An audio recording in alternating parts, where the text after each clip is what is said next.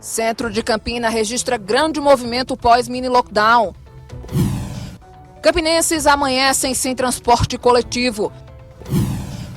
2 homicídios são registrados em menos de 24 horas na cidade. E ainda, as atrações que irão fazer você arrastar o pé em mais um momento junino em casa. Hoje é quinta-feira, 4 de junho de 2020. O Borborema Notícias começa agora.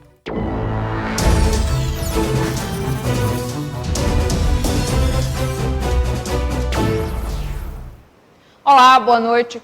A gente começa essa edição do Borborema Notícias destacando que continua repercutindo aqui em Campina o assassinato da comerciante Josefa do Carmo Andrade, conhecida como Carminha da Goma, de 48 anos. Ela foi morta com um tiro na cabeça na noite de ontem, depois de parar o carro para comprar um lanche. O crime aconteceu neste local da rua Apolônia Amorim, no bairro Alto Branco, por volta das 8 horas da noite.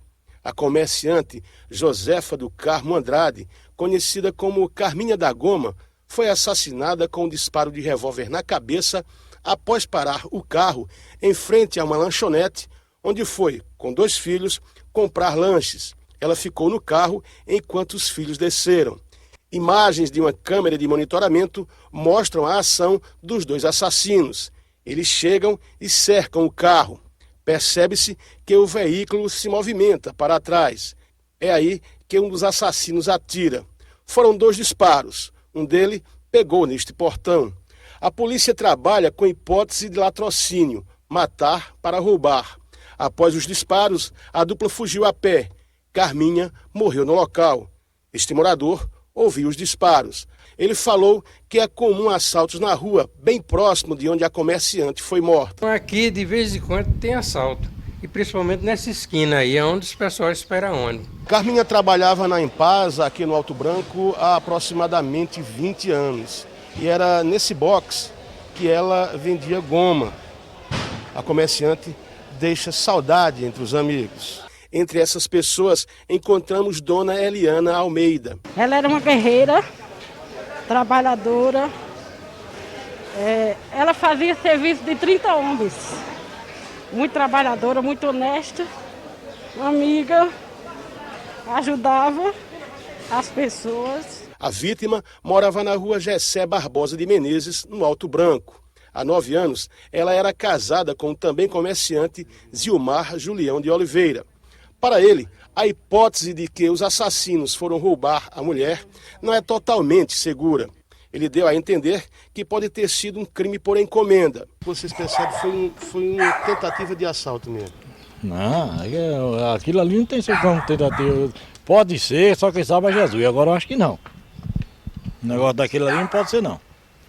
Ela saiu ontem para comprar lanche. Mas vivia tudo bem aqui não tinha problema não. Agora tinha uns problemas lá de ameaça por lá e sei que terminou nisso aí, né? Aí eu sempre andava amarela. Toda vez que eu saía amarela, a gente saía seguro, não saía desarmado. Principalmente ela morreu com um revólver, o revólver estava dentro do carro. Mas 2 para 1 não ganha. Quem era que estava dentro do carro? Só ela. O menininho dela chamou ela, vamos comprar um lanche, mãe? Ela gostava de fazer muitos gostos do filho mesmo, que mãe faz os gostos de filho. Aí disse, bora. Aí foi. Aí eu digo, eu não vou não. Que é ali para aqui é um pulo, né? Eu digo, vai ligeiro, volta ligeiro. E começou demorando. Demorando, e eu fui esfriando, eu digo, aconteceu o verso errado. Aí chegou o motoqueiro aqui. Quando o motoqueiro chegou, o coração foi pro pé. Já imaginou isso? Já imaginei coisa aí. O caso fica sob a responsabilidade da Delegacia de Roubos e Furtos porque tem características de latrocínio. Os 2 assassinos estavam armados e um deles com uma camisa de uma torcida organizada do 13.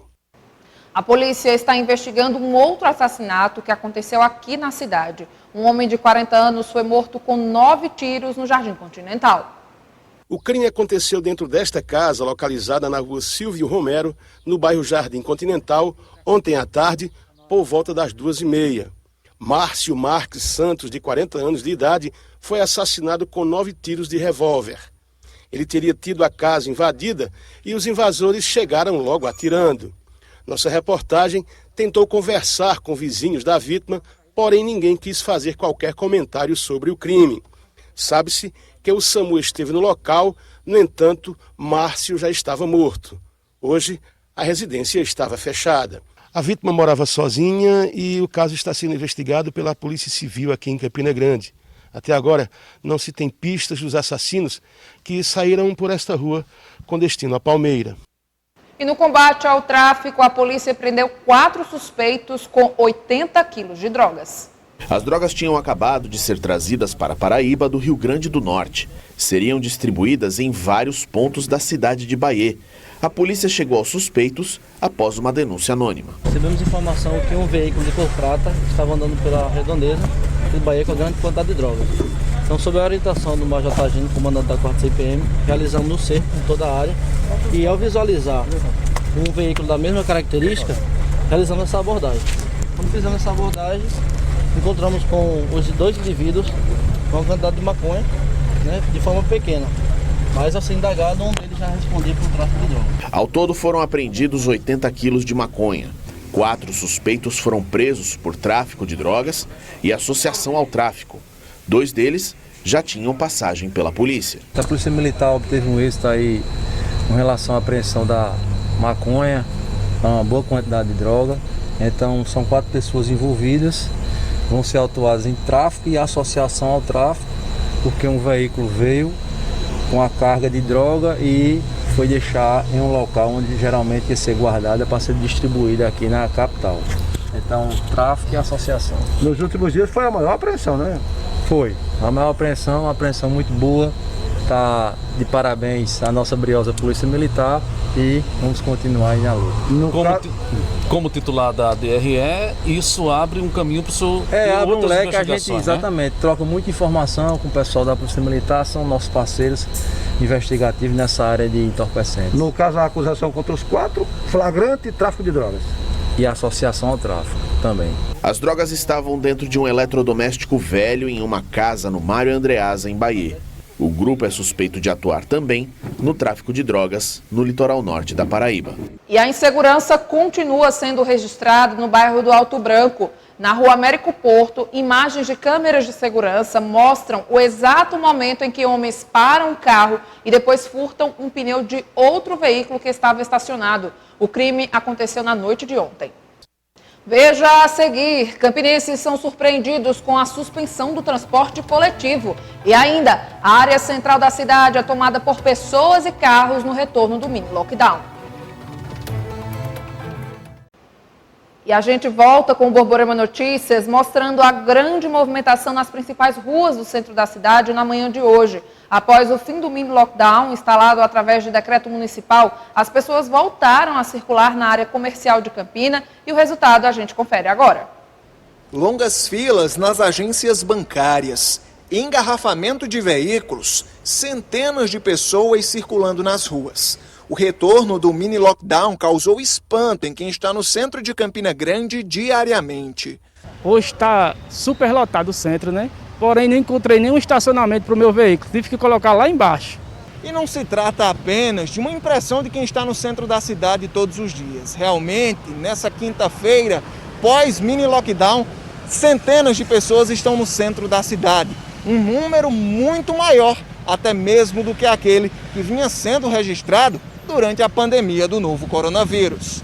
Paramos 5 dias, as pessoas cumpriram rigorosamente a solicitação da prefeitura, porém, no dia subsequente acontece da mesma forma. Talvez, não sei se também as pessoas sintonizadas com um período que vai fechar em João Pessoa, um período bem mais extenso, né?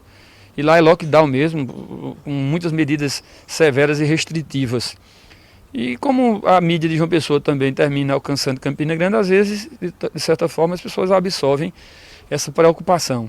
E talvez por conta disso eles vão buscar alguma solução de algum problema na atividade comercial, pensando que talvez possa ocorrer o mesmo do fechamento total. As imagens são um verdadeiro contraste com os últimos dias, quando o feriadão deixou ruas vazias e praticamente nenhum ajuntamento de pessoas.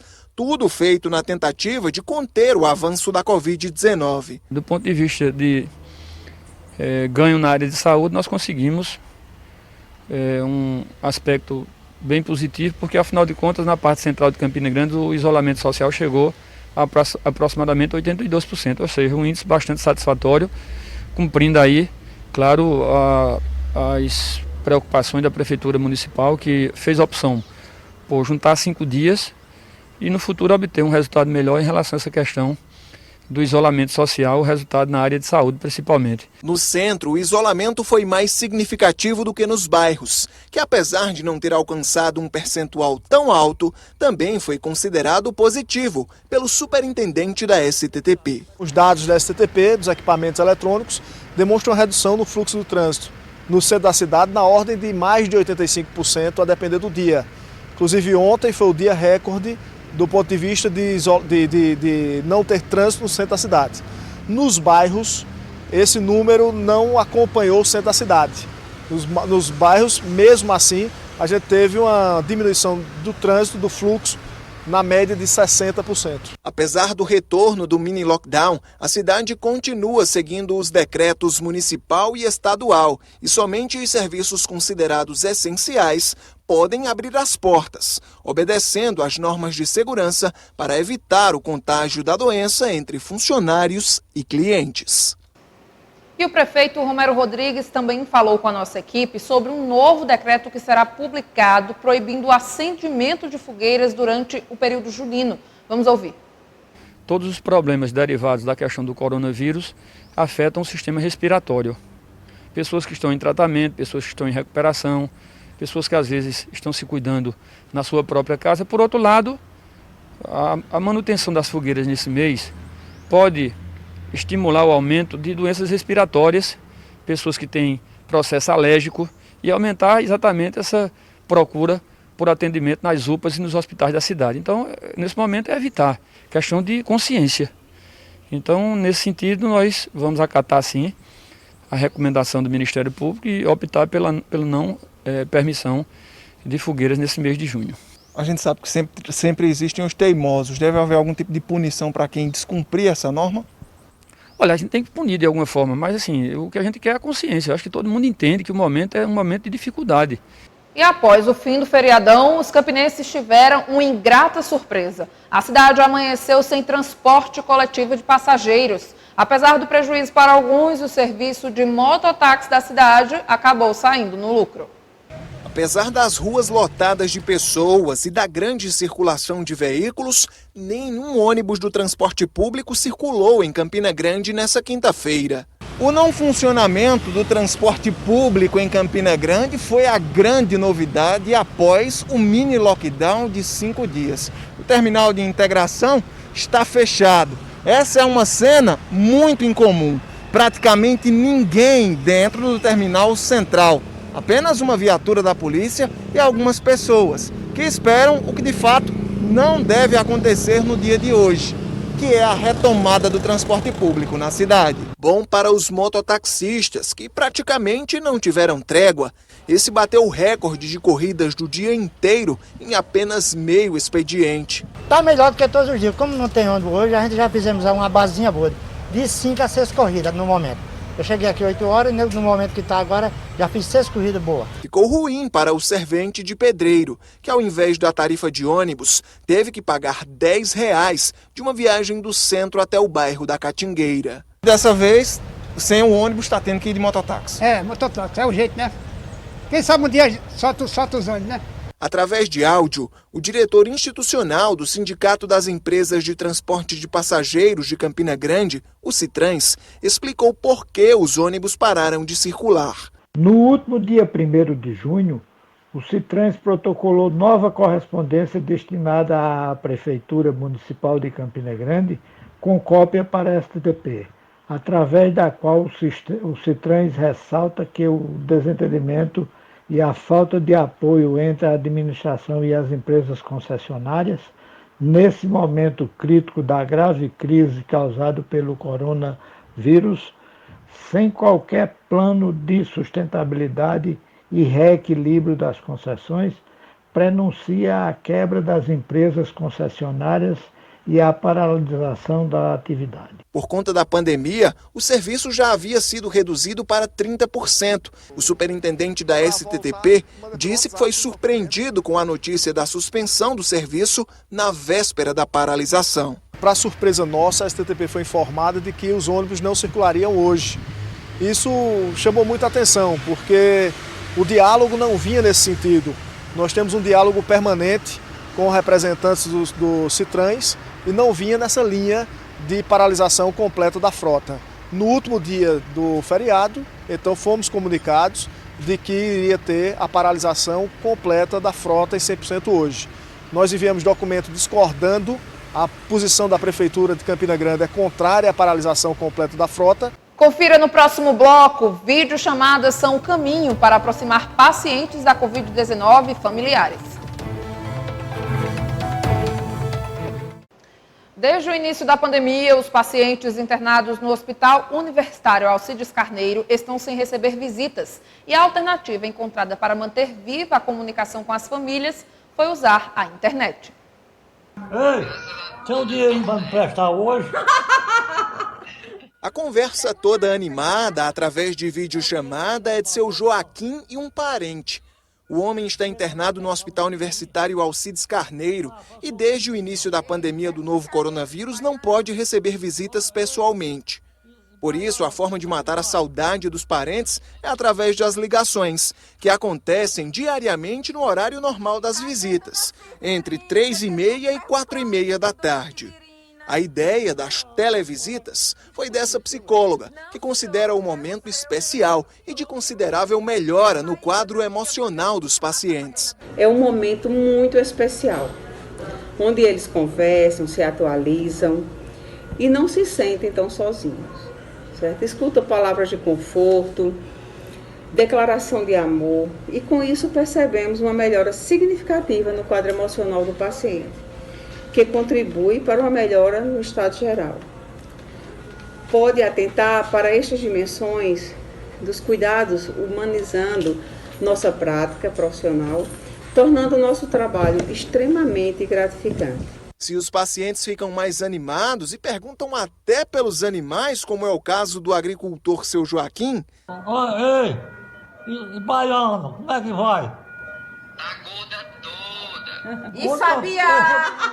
A família também fica mais aliviada depois de ver que o paciente está melhorando. É muito importante também para nós como família, principalmente para os pacientes, você não só receber uma ligação do pessoal que cuida da UTI, dizendo que o paciente está bem, o quadro dele está estável, ele está se recuperando bem. Não, é muito maior que isso. É você poder conversar com ele, é você saber que ele está realmente bem, se recuperando, ver ele rindo, ver ele feliz, ver o quanto ele está sendo forte e se recuperando de tudo isso, sabe? Em tempos de pandemia é assim, através dos meios tecnológicos que as famílias matam um pouquinho da saudade.